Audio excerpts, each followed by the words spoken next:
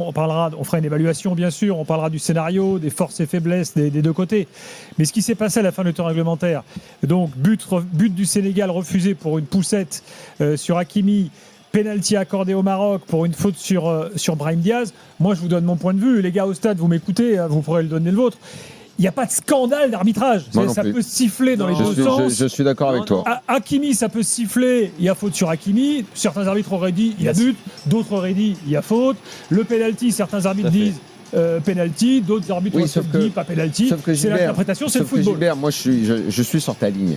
Mais le contexte global autour de cette CAN a mis tellement de folie en parlant dès les matchs de poule de complot, et les gens sont tellement rentrés là-dedans. Et attention, complot, pas parce que c'est au Maroc ou quoi que ce soit, ça aurait été n'importe où. On est maintenant dans une société mondialisée tellement qui aime tellement les histoires de complot, que s'il y avait eu une CAN au Cameroun, au Sénégal, n'importe où, le moindre petit truc autour de l'arbitrage contestable, on aurait parlé de ils veulent les faire gagner, ils veulent ceci, les faire cela. Et que des journalistes rentrent dans ce jeu-là, et à moins d'avoir des preuves d'un réel complot et qu'on a voulu aider une équipe, qu'ils ferment tous leur gueule. Parce que c'est pire que tout. Parce qu'on a vu ce soir, Nico nous l'a raconté, des journalistes marocains, sénégalais qui se sont battus en tribune de presse. Donc ça veut dire que la passion ne se contrôle plus nulle part. Nulle part, il n'y a plus de contrôle de la passion, nulle part. Et ce qu'on a vu à la fin du match, si jamais les Sénégalais, heureusement qu'il y a eu une ou deux personnes qui ont retrouvé un cerveau, et on félicitera jusqu'à la nuit des temps Sadio Mané et ceux qui sont venus lui parler, qui ont été, et notamment Mané, un capitaine exemplaire. C'est une légende africaine désormais, ça l'a été avant et encore plus maintenant. Mais heureusement que 2-3 personnes ont retrouvé un esprit cohérent pour revenir, parce que si jamais il n'était pas revenu, mais qu'est-ce que ça aurait été la fin de cette CAN, sans parler des sanctions qui seraient tombées sur le Sénégal. Ça aurait été absolument terrible. Alors, tout ça, c'est le contexte qui le fabrique. Alors le contexte, justement. Et moi, j'arrive à un point de saturation de la passion, je dois détailler dire. un peu là-dessus. Je pense que Nico et Elton iront dans mon sens. Moi, j'ai été là-bas au Maroc pendant 15 jours au début de la CAN, et Nico et Elton ont pris la suite. On y était avec Walid Cherchour, avec Hamza Ramani. En fait, assez vite dans cette CAN, sur fond de rivalité, parfois géopolitique. Bien sûr. On a mis en avant les problématiques d'arbitrage, quelles que soient les sélections. Alors un jour c'était les Camerounais, un jour c'était les Marocains, un jour c'était les Algériens, un jour c'était les Tunisiens. Et en fait, ça a créé une espèce de sauce malsaine sur les réseaux sociaux. Et moi, je vous le dis directement, là, les Sénégalais qui veulent quitter le terrain, c'est la conséquence directe de ce contexte général qui est né sur les réseaux sociaux et qui a infusé le terrain. C'est une première dans l'histoire du football. T'as raison, c'est une première dans l'histoire du football. T'as raison, mais moi je rejoins Daniel. Des gens qui perdent toute lucidité, en fait. Gilbert, jusqu'à l'arbitrage. Exactement. Évidemment, on se rend pas attendez compte les gars, des moi je rejoins l'arbitrage, mais le comportement de tout le monde, le comportement des gens, des journalistes dont vous parliez, comportement des joueurs, comportement des dirigeants, comportement de tout le monde, Nico. Le plus grave, c'est ça en fait. Désormais, on vit dans un monde de réseaux sociaux où tout le monde a la parole, c'est horizontal, tout le monde parle. Mais si ça n'appartenait qu'aux supporters mal intentionnés ou émotionnellement un peu perturbés.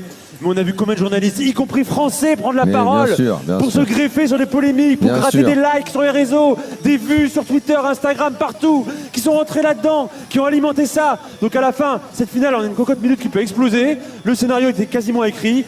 Heureusement que Sadio Mané nous sauve, nous préserve de semaines et de semaines de théories complotistes, de polémiques insupportables. Le plus grave, c'est pas les supporters à la limite, c'est les mecs, c'est les médias, les intermédiaires, ceux qui ont une carte de presse et qui prennent la parole dans des médias respectables. Le scandale, il est là surtout, et pas uniquement des journalistes français.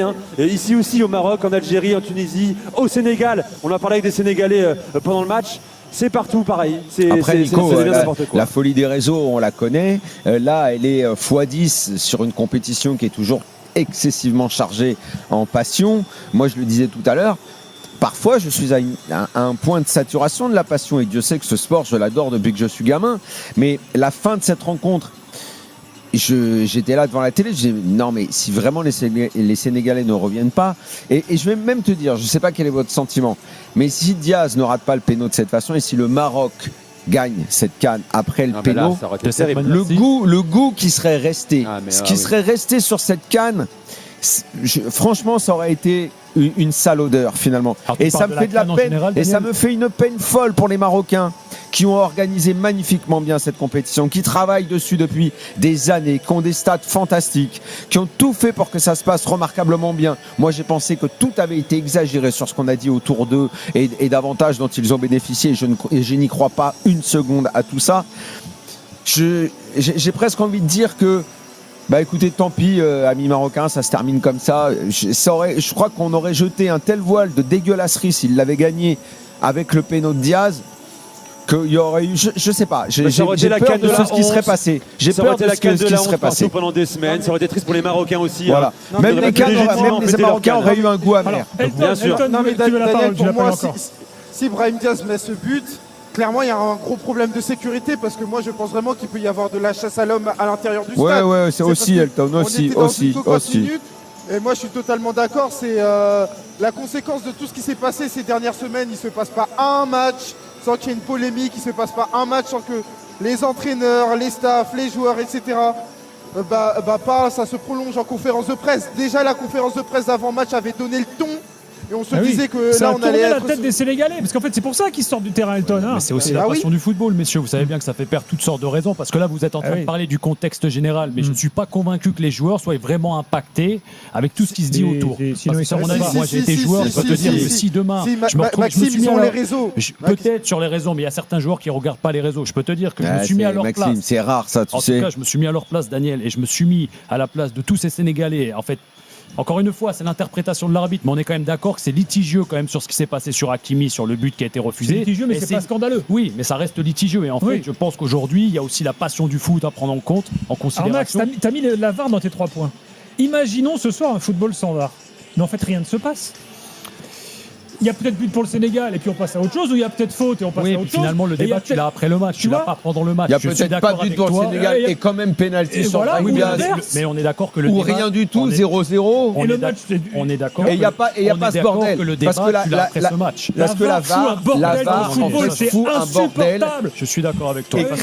L'arbitre, quand il se fait appeler par la VAR, à ce moment-là, je me dis, mais dans quelle merde ils le mettent. Alors juste un truc, attention, parce que t'as raison, Max, t'as raison de dire ça. On nous dit oui, mais c'est Brahim Diaz qui dit à l'arbitre d'aller voir le VAR. Et les gars, on n'est pas...